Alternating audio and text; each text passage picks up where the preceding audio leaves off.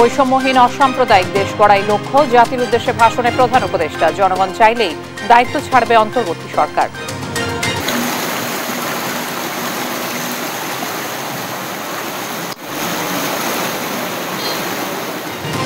দেশে বন্যা পরিস্থিতির উন্নতি, খাবার ও সুপেয় পানির তীব্র সংকট নেই নতুন করে কোনো এলাকা, প্লাবিত হওয়ার আশঙ্কা।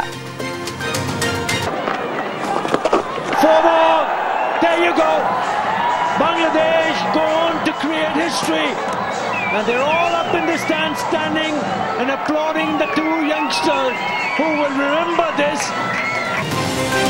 টেস্টে পাকিস্তানের বিপক্ষে টাইগারদের ঐতিহাসিক জয়, বিপ্লবী ছাত্র জনতাকে উৎসর্গ, ম্যাচ সেরার অর্থ বন্যার্তদের দিলেন মুশফিক।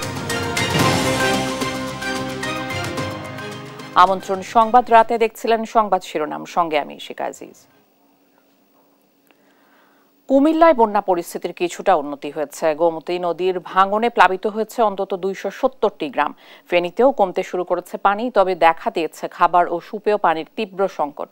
নোয়াখালী ও লক্ষ্মীপুরেও বেড়েছে দুর্ভোগ। এদিকে ভোলা, মৌলভীবাজার, রাঙামাটিতে পরিস্থিতি উন্নতির দিকে। সহকর্মীদের পাঠানো তথ্য ও ছবিতে ফারজানা ইসলামের ডেস্ক রিপোর্ট। কুমিল্লার বন্যা পরিস্থিতি আরো ভয়াবহ অবনতির দিকে যাচ্ছে। গোমতী নদীতে পানি বাড়তে থাকায় বাঁধের অন্তত 29টি স্থানে ফাটল দেখা দিয়েছে। এতে অন্তত 270টি গ্রাম প্লাবিত হয়েছে। ভাঙন কবলিত গ্রামের অন্তত 30,000 পরিবার আশ্রয় নিয়েছে বিভিন্ন আশ্রয় কেন্দ্রে। দুর্গত এলাকার সকল শিক্ষা প্রতিষ্ঠানকে আশ্রয় কেন্দ্র হিসেবে ঘোষণা করা হলেও এখন সেগুলো নিরাপদ নয়। স্কুল কোনো জায়গা দিতে আসে না, আমরা স্টেশন পরবাস থাকতেছি বাচ্চা লইয়া। এখানে প্রকৃতভাবে দরকার এখন নৌকা অথবা বোট, যেভাবে পারেন এখানে এই এলাকায় নৌকা নিয়ে আসতে হবে।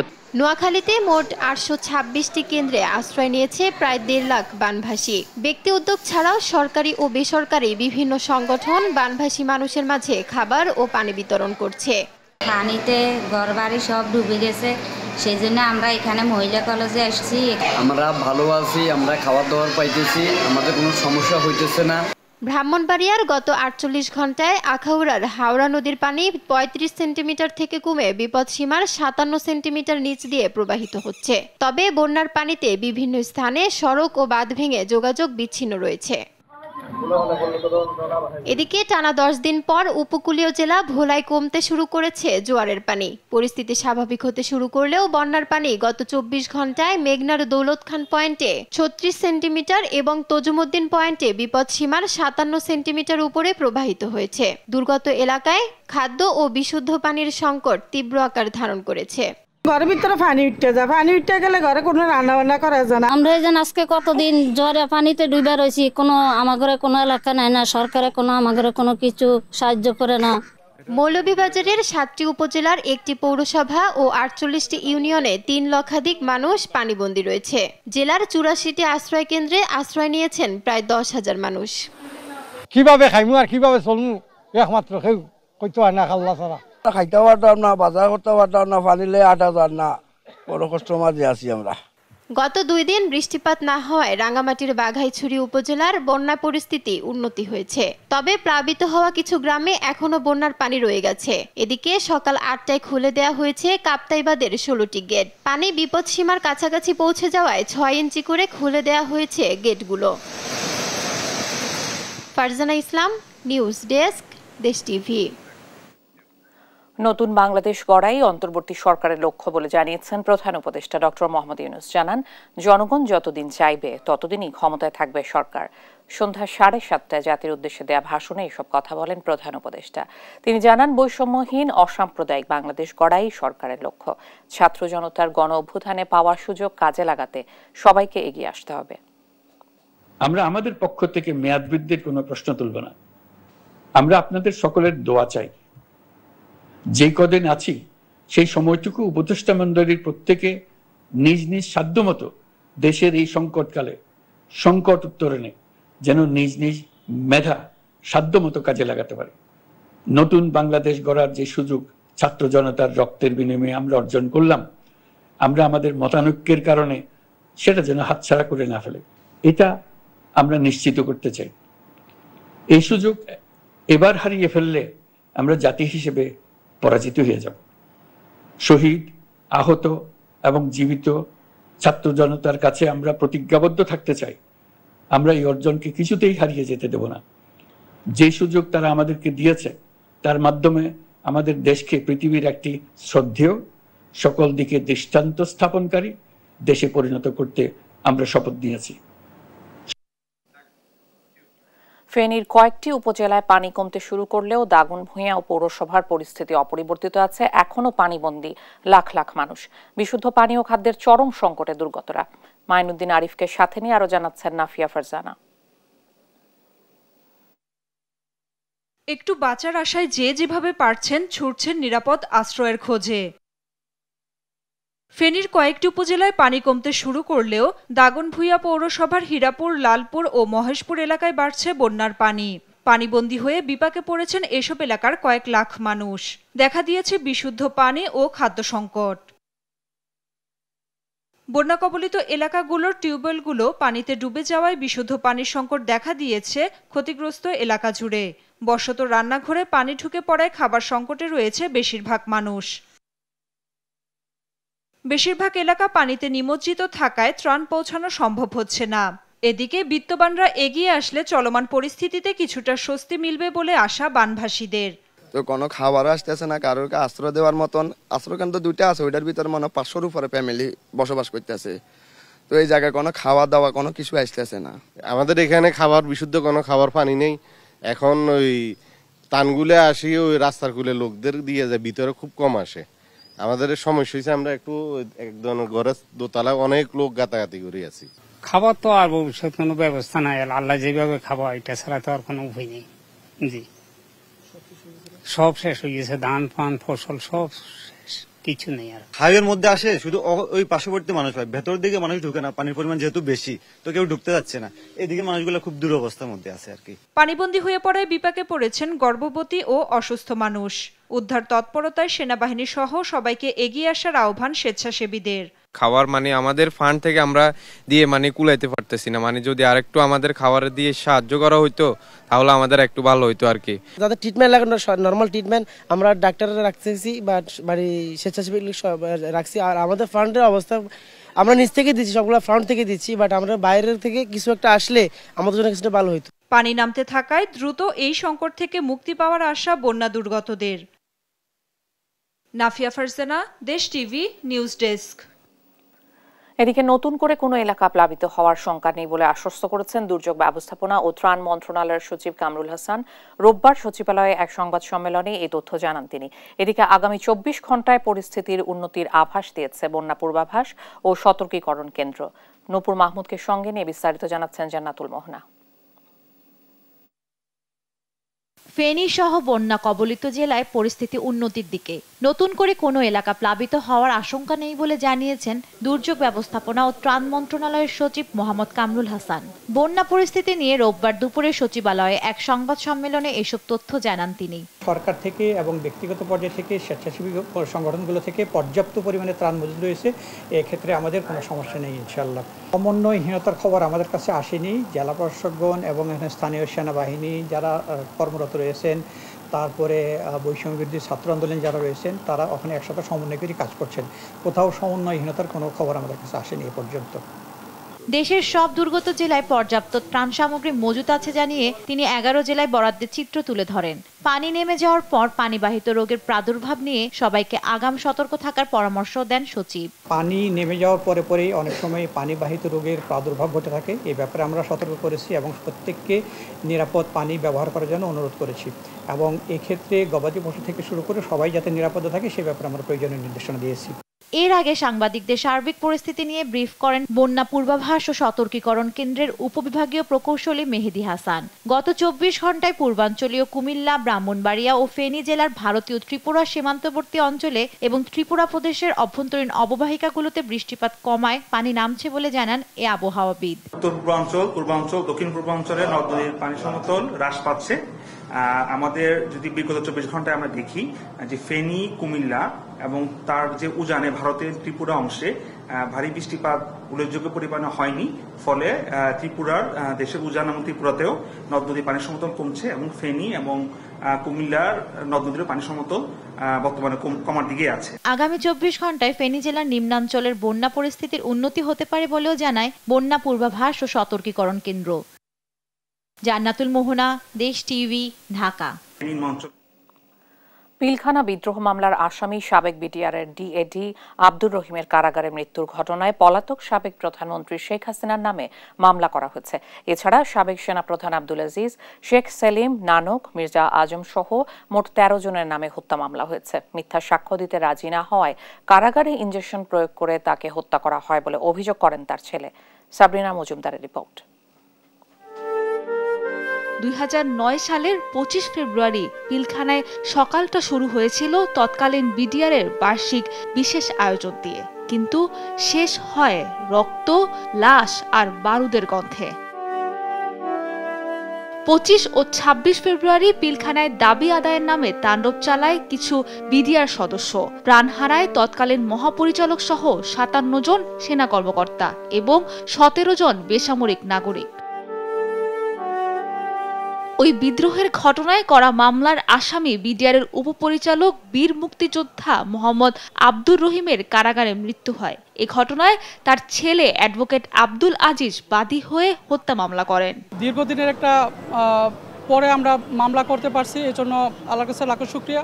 তার অভিযোগ, বিদ্রোহের ঘটনার মিথ্যা সাক্ষী দিতে রাজি না হওয়ায় মামলায় ফাঁসিয়ে 2010 সালের 29 জুলাই শরীরে ইনজেকশন পুশ করে হত্যা করা হয় আব্দুর রহিমকে। তাকে মূলত মারার উদ্দেশ্যই ছিল 2009 সালের 25 ফেব্রুয়ারিতে, কিন্তু ওই দিন মারতে ব্যর্থ হয়। পরবর্তীতে তাকে কারাগারে নিয়ে ইনজেকশনের মাধ্যমে তাকে মারা হয়। এটা 2010 সালের জুলাই মাসে। রাজসাক্ষী হলে অভিযোগ থেকে খালাস এবং বিদেশে স্থায়ী হওয়ার প্রলোভনও দেখানো হয়। বাদীপক্ষের আইনজীবী জানান, কারাগারের মৃত্যুর কারণ উদ্ঘাটনে প্রাথমিক তদন্ত রিপোর্ট চেয়েছেন আদালত। কোর্ট তলব করছে চকবাজার থানাকে যে অপমৃত্যু মামলার রিপোর্ট দেওয়ার জন্য, ডিটেলস এবং রিপোর্ট দেওয়ার জন্য। দেন পরবর্তীতে কোর্ট পরবর্তী প্রসিডিং আগাবে। মামলায় সাবেক প্রধানমন্ত্রী শেখ হাসিনা, সাবেক বিজিবি মহাপরিচালক ও সেনাপ্রধান আজিজ আহমেদ, শেখ সেলিম, শেখ হেলাল, মির্জা আজম, হাসানুল হক ইনু, আইনজীবী মোশাররফ হোসেন কাজল সহ 13 জনকে আসামি করা হয়েছে। এছাড়া মামলায় অজ্ঞাত আসামি করা হয়েছে আরও 200 জনকে। সাবরিনা মজুমদার, দেশ টিভি, ঢাকা। সাবেক মন্ত্রী ও গাজী গ্রুপের চেয়ারম্যান গোলাম দস্তগীর গাজীকে 6 দিনের রিমান্ডে পাঠিয়েছেন আদালত। রোববার বিকেল 5:50 দিকে নারায়ণগঞ্জের সিনিয়র জুডিশিয়াল ম্যাজিস্ট্রেট আদালতের বিচারক কাজী মহসিন এই আদেশ দেন। এ তথ্য নিশ্চিত করেন বাদী পক্ষের আইনজীবী সাখাওয়াত হোসেন খান। কোটা আন্দোলন চলাকালে রূপগঞ্জের স্কুল ছাত্র রোমান হত্যা মামলায় তার 10 দিনের রিমান্ড আবেদন করে আইনজীবী। শুনানি শেষে বিচারক 6 দিনের রিমান্ড মঞ্জুর করেন। এর আগে শনিবার দিবাগত রাত 3টার দিকে শান্তিনগরের একটি বাসা থেকে তাকে গ্রেপ্তার করে আইনশৃঙ্খলা বাহিনী। পরে তাকে নারায়ণগঞ্জের আদালতে তোলা হয়।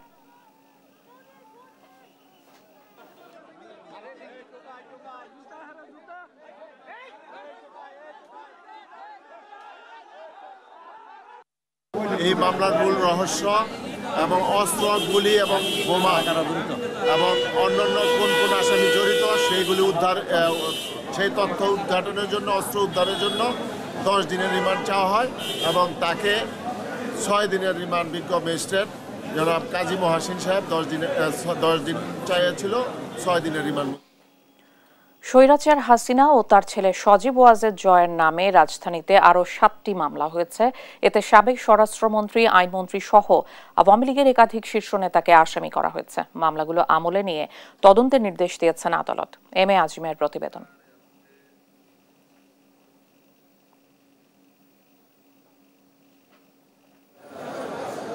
বৈষম্য বিরোধী ছাত্র আন্দোলনের সময় চলমান গণহত্যার ঘটনায় আরও মামলা হয়েছে। রোববার চিফ মেট্রোপলিটন ম্যাজিস্ট্রেট কোর্টে হত্যা মামলা দায়ের করেন নিহতদের স্বজনরা।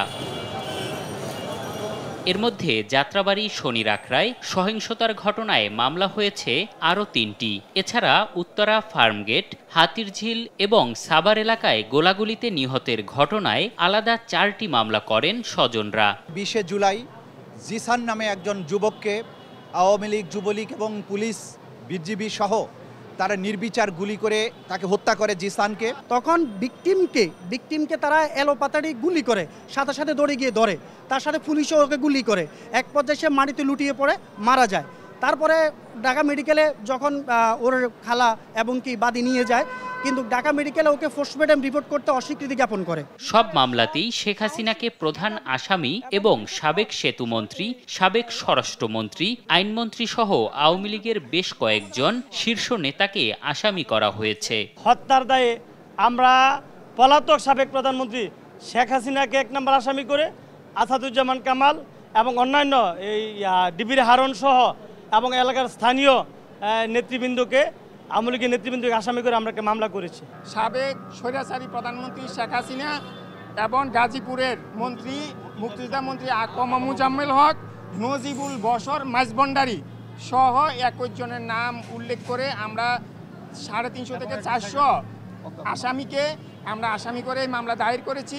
এসব মামলায় আসামিদের সর্বোচ্চ শাস্তি মৃত্যুদণ্ড দাবি করেন স্বজনরা। নির্মমভাবে গুলি করে হত্যা করেছে, আমরা এটা সুষ্ঠু বিচার চাই, শেখ হাসিনারও সুষ্ঠু বিচার চাই। শেখ হাসিনাকে প্রধান আসামি করে আমরা মামলা করছি। তাদের জন্য ন্যায্য বিচারে বাংলাতে খুনি হাসিনার যেন ফাঁসি হয়। আরও যারা মূল আসামি আছে, এলজেডি মন্ত্রী তার শালা মহব্বত, খুনি হাসিনার পুত্র, স্বরাষ্ট্রমন্ত্রী, আইনমন্ত্রী, যারা যারা এই মামলার সাথে জড়িত আছে, আমার এলাকার ওলামা লীগ, এমনকি এলাকার আরো কিছু চিহ্নিত আওয়ামী লীগ সন্ত্রাসী আছে, আমার ছেলের লাশ মারি দিতে দেয় না আমার গ্রামের বাড়িতে। হত্যার পর স্বজনদেরও নানাভাবে হয়রানি করা হয়েছে বলে অভিযোগ করেন তারা। এম এ আজিম, দেশ টিভি, ঢাকা। ক্ষমতাচ্যুত আওয়ামী লীগের প্রচার ও প্রকাশনা সম্পাদক আব্দুস সোবহান গোলাপকে গ্রেপ্তার করেছে পুলিশ। দুপুরে রাজধানীর নাখালপাড়ার একটি বাসা থেকে তাকে গ্রেপ্তার করা হয় বলে নিশ্চিত করেন তেজগাঁও থানার পরিদর্শক সরওয়ার আলম খান। একই সাথে ডিএমপির মিডিয়া সেলের মাধ্যমে জানানো হয়, আদাবর থানার একটি মামলায় গোলাপকে গ্রেপ্তার করা হয়। আব্দুস সোবহান মিয়া গোলাপ 2014 সাল থেকে 2018 সাল পর্যন্ত সাবেক প্রধানমন্ত্রী শেখ হাসিনার বিশেষ সহকারী হিসেবে নিযুক্ত ছিলেন। তিনি আওয়ামী লীগের দপ্তর সম্পাদকের দায়িত্ব পালন করেছেন। 2018 সালের ডিসেম্বরে আওয়ামী লীগের মনোনয়নে মাদারীপুর 3 আসন থেকে জাতীয় সংসদের সদস্য নির্বাচিত হন তিনি। গত ডিসেম্বরে অনুষ্ঠিত আওয়ামী লীগের জাতীয় সম্মেলনে দলের কেন্দ্রীয় কমিটিতে তিনি প্রচার ও প্রকাশনা সম্পাদকের পদ পান। প্রধান শিক্ষক সহ 3 শিক্ষকের পদত্যাগের দাবিতে বিক্ষোভে নামে সিদ্ধেশ্বরী গার্লস স্কুলের শিক্ষার্থীরা। দুর্নীতি, অনিয়ম সহ নানা অভিযোগ আনা হয় তাদের বিরুদ্ধে। শিক্ষার্থী ফারজানা আক্তার মৌ ছাদ থেকে লাফিয়ে পড়ে আত্মহত্যার পেছনে প্রধান শিক্ষককে দায়ী করেন শিক্ষার্থী ও অভিভাবকরা। বিস্তারিত হাসান মাহমুদের রিপোর্টে। এবারের আন্দোলন প্রধান শিক্ষকের পদত্যাগের দাবিতে। রোববার দুপুরে সিদ্ধেশ্বরী গার্লস স্কুলের সামনে জড়ো হন একদল শিক্ষার্থী। তাদের সঙ্গে বাঁধাই করা একটি ছবি হাতে নিয়ে আসেন এক মা, তার কণ্ঠে মেয়ে হারানোর বেদনা।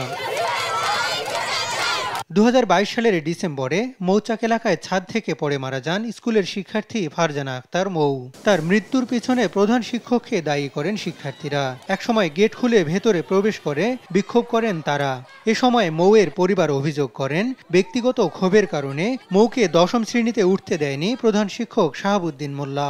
এই যে কাগজপত্রগুলো দেখেন, একের পর এক অনেকগুলা ডকুমেন্টস আছে, আমাদেরকে বিচার করতে দেয় নাই। নিখিল আমাদেরকে বিভিন্ন লোক দিয়ে বিভিন্ন হুমকি দিয়েছে আর কি। কোটা আন্দোলনের সময় বিভিন্নভাবে হয়রানি করা হয় বলেও অভিযোগ করেন শিক্ষার্থীরা। পরে এ বিষয়ে প্রতিবাদ করলে গেল মঙ্গলবার শারীরিকভাবে নির্যাতনের অভিযোগ করেন তারা। করার পর হচ্ছে মানে ফাঁসি কিরকম, ফাঁসির মতো আমার দম পুরো আটকে গেছিল। যেখানে আমার ফ্রেন্ড মৌ 2024 সালে আমাদের সাথেই বের হওয়ার কথা, কিন্তু সে 2023-এ আমাদেরকে ছেড়ে চলে গেছে। এককভাবে ক্ষমতার অপব্যবহার, স্বেচ্ছাচারিতা করে এতদিন স্কুল চালিয়েছেন প্রধান শিক্ষক ও 2 সহকারী প্রধান শিক্ষক দেলোয়ার হোসেন ও শামীমা আক্তার শামা। তারা নিজেদের রাজত্ব তৈরি করার জন্য তারা এই কার্যক্রমগুলো তৈরি করছে। নতুন কমিটি গঠন করা হোক স্কুলে এবং সেটা বিভাগীয় কমিশনার দ্বারা হোক। অভিভাবকরা অভিযোগ করেন, এককভাবে ক্ষমতার অপব্যবহার, স্বেচ্ছাচারিতা করে এতদিন স্কুল চালিয়েছেন প্রধান শিক্ষক। আমি তো অসুস্থ, আমি এই ব্যাপারে এখন কিছু বলতে চাচ্ছি না ভাই। নির্বাহী আদেশে এদিন স্কুল বন্ধ থাকায় স্কুলে ছিলেন না প্রধান শিক্ষক। পরে ফোনে যোগাযোগ করা হলে এ বিষয়ে কথা বলতে অপারগতা জানান তিনি। এক পর্যায়ে স্কুলের সামনের রাস্তা বন্ধ করে বিক্ষোভ করেন শিক্ষার্থীরা। এ সময় এক দফা দাবিতে আন্দোলন চলবে বলে কড়া হুঁশিয়ারি দেন তারা। হাসান মাহমুদ, দেশ টিভি, ঢাকা। বাংলাদেশের সবচেয়ে বড় রোহিঙ্গা ঢলের 7 বছর পূর্ণ হলো আজ। দিনটিকে তারা রোহিঙ্গা গণহত্যা দিবস হিসেবে পালন করে থাকে। রোববার কক্সবাজারের বিভিন্ন ক্যাম্পে সমাবেশ করে তারা। সমাবেশে রোহিঙ্গা তরুণরা বলছে, সম্প্রতি বাংলাদেশের ছাত্র আন্দোলন থেকে অনুপ্রেরণা নিয়ে নিজ ভূমি পুনরুদ্ধারে নামতে চায় তারা। সৌরভ দেবের পাঠানো তথ্য ও চিত্রে ফারিহা ইসলামের ডেস্ক রিপোর্ট। রোববার সকাল থেকে ভারী বর্ষণ, তা উপেক্ষা করে সমাবেশ করে রোহিঙ্গারা। নিজ দেশ মিয়ানমারে ফেরার প্রার্থনায় তাদের চোখের জলের সাথে যেন একাত্মতা প্রকাশ করে প্রকৃতিও। বাংলাদেশের সাম্প্রতিক ছাত্র আন্দোলনকে নিজেদের অনুপ্রেরণা হিসেবে নিয়ে নিজ ভূমি পুনরুদ্ধারে নামতে চায় রোহিঙ্গা তরুণরা। এজন্য বাংলাদেশ সহ আন্তর্জাতিক মহলের সমর্থন ও সহযোগিতা চায় তারা। আগাতুয়ান দিলা বাংলাদেশের মাঝে দেন স্টুডেন্ট সকলে মিলিয়ে এখন হাজ করছে দিয়ানার মাঝে এখন পুরা দুনিয়ার মাঝে দেখা গিয়ে সাকসেস হয়ে দেন হেন দিলে আর রোহিঙ্গার বুতরিও অত স্টুডেন্ট কোন আছে এটা বেগগুলো মিলিয়ে ওদের নিজের আকার মাঝে খ্যাঙ্গুরি একই হেন দিলা আন্দোলন করি আর নিজের দেশের মাঝে খ্যাঙ্গুরি ফিরে দেই আর এই আনসাই দিবা বাংলাদেশের মাঝে নিলে স্টুডেন্ট মোহাম্মদ সাজিব আর তো রোহিঙ্গাতে বেশি কি দরকার কেন আর নিজের হক লা বলে রে আর রাইটস লা বলে আর সিটিজেনশিপ রাইট ইয়ান ব্যাক পাইবলা। মিয়ানমারের জান্তা সরকারের নিপীড়নের মুখে 2017 সালে বাংলাদেশে আশ্রয় নেওয়ার পর 2018 সাল থেকে 25 আগস্টকে গণহত্যা দিবস হিসেবে পালন করে আসছে রোহিঙ্গারা। দিনটি উপলক্ষে রোববার উখিয়ার রোহিঙ্গা ক্যাম্পে সমাবেশ করে তারা। ক্যাম্প 4-এর ফুটবল মাঠে অনুষ্ঠিত সমাবেশে রোহিঙ্গা নেতারা বলেন, বাংলাদেশের তরুণরা প্রমাণ করেছে তারা ঐক্যবদ্ধ হলে দুনিয়ার কোনো শক্তি টিকে থাকতে পারে না। এই যে আর বাংলাদেশের সাপোর্ট হইতে 7 বছর পর্যন্ত হইয়ে মন্ত্রী জনগণ হইতে বাংলাদেশের গভর্নমেন্ট হইতে আর সাথে যদি তাকে দইলে আর হামাকা সেফটিরে ইনশোর করি আর দেশের মধ্যে আর ফিরে যাই ভাই জুম্বলি হয়ে আর আশা করি বাংলাদেশের মধ্যে যদি সে একখান পলিটিক্যাল স্টেবিলিটি আইরে আর ইন্টারন্যাশনাল সাপোর্ট লই যদি হুকুমত বনি যদি সে রোহিঙ্গার মামলা সলিউশন তো আদতে গেলে আর টাইমের মধ্যে কিছু ফাইম ফল্লা এনকেন আর তুই আসা কিয়া এদেশের মধ্যে যদি পলিটিক্যাল স্টেবিলিটি নদতে গেলে আর মামলা সলিউশন তো আইব হনে। সমাবেশ থেকে 5টি দাবি তুলে ধরেন রোহিঙ্গারা। ভিটে মাটি ফিরিয়ে দেওয়া এবং সম্পূর্ণ নাগরিকত্ব দাবি করেন তারা। দেশের মধ্যে তারা জেন্দিলাগুরি বর্মা সরকারে জেন্দিলাগুরি জেন্দিলাগুরি সালার আর হেন্দেলা চলাই বলে আর সেই বিচার কান চাই আর দুনিয়ার সেই বিচার তুলি দি 1 নম্বরের মধ্যে আর নিজের জমিন নিজের ঘরত আর দিবানি যাইতে নেসেন্ডি যাইতে মুসলমান যেদুন আছে বেকিন হিন্দিলে আর হক দেওয়া। বাংলাদেশের রাজনৈতিক স্থিতিশীলতা কামনা করে রোহিঙ্গা নেতারা বলেন, রাজনৈতিক অস্থিরতা থাকলে আন্তর্জাতিক সমর্থন আদায়ে বেগ পেতে হবে। নিউজ ডেস্ক, দেশ টিভি।